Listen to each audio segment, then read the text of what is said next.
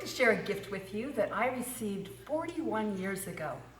It was in a college class I was taking, and the professor taught me and the other students, before you start taking notes, write a line.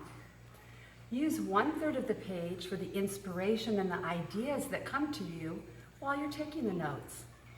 So I'm going to turn to the first page in World's Greatest Speaker Training. Just completed that.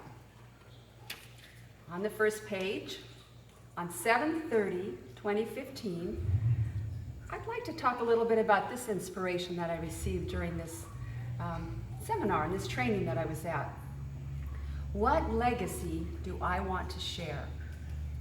I got to thinking about what legacy was and who was I going to share my legacy with? My children and my grandchildren, those who come after me. And what would I want them to know?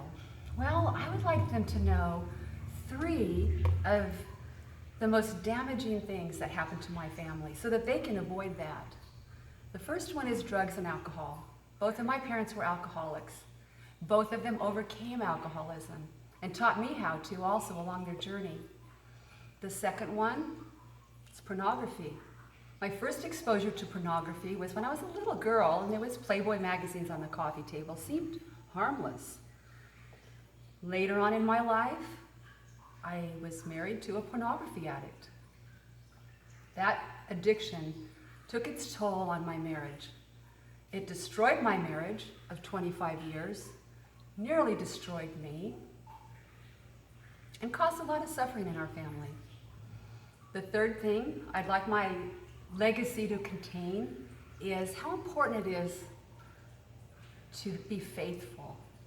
Infidelity really hurt my family over the years, and I'd like my posterity, my children and grandchildren, to know how important it is to be faithful.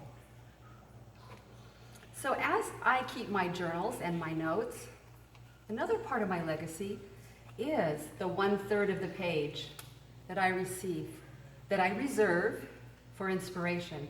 Now, you might notice that on some of my pages,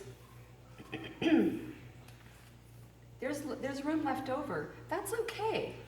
When I review my notes, I go back and I continue to write in that space. It's very important to leave room in your note-taking for inspiration. And I believe that just the simple act of writing down that line and reserving that space opens me up to inspiration and ideas. I hope that you can use that tool in your life when you're taking notes so that you can review it and remember the inspiration and have continued inspiration in your life. Have a great day.